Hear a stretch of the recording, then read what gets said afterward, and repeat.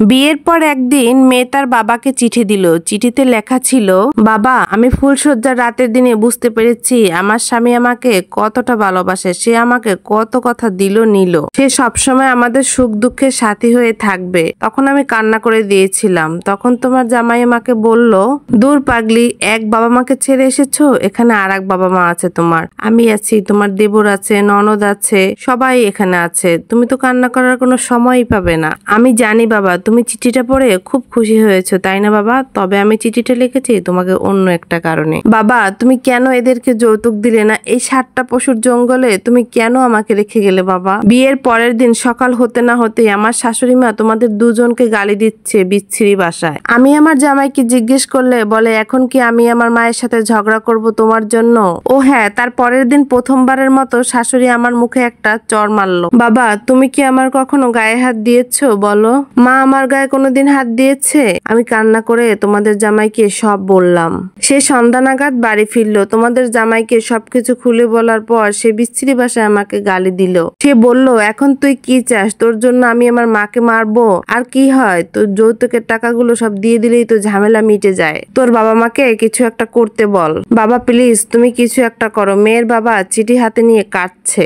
একটা মাত্র মেয়ে, তার যৌতুক কোথা থেকে দেবে? কিছুই যে নেই তার। মেয়ে দেখতে রূপবতী, এটা দেখিয়ে নিয়ে গেল তারা, আর এখন মেয়েটাকে তারা মারধর করছে। মেয়েটার জন্য পরাণ ফেটে যাচ্ছে।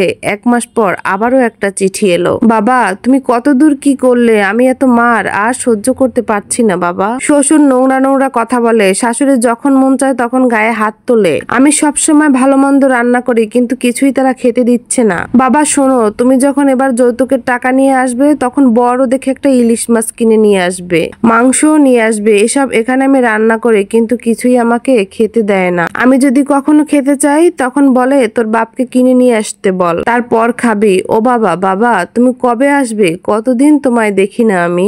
বাবা, এবার আসার সময় কিন্তু যৌতুকের টাকাটা নিয়ে আসতে ভুলে যেও না বাবা। এবারও মেয়ের বাবা চিঠি ধরে পড়ছে আর কাঁদছে। 2 দিন পরে আরো একটা চিঠি। বাবা, তুমি জানো আজকে আমাকে 6 জন মিলে মেরেছে।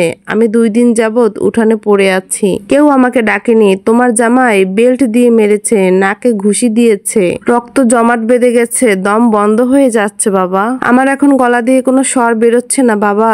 এখানে ভাতের থেকে মায়ের বেশি বাবা। বাবা, তুমি যত তাড়াতাড়ি পারো যৌতুকের টাকা নিয়ে চলে আসো বাবা। 20 দিন পরে আবারও একটা চিঠি এলো। বাবা, হয় যৌতুকের টাকা নিয়ে এসো, না হয় তুমি আমাকে এখান থেকে নিয়ে যাও। আমি আর মায়ের সহ্য করতে পারছি না, সারা গায়ে রক্ত জমে গেছে। মেয়ের বাবা এত কষ্ট সহ্য করতে না পেরে তার বসত বিটা যা ছিল সব জমি জমা বিক্রি করে দেয়। মেয়ের বাড়ি আজ যাচ্ছে সে। বাবা তার আজ খুব খুশি।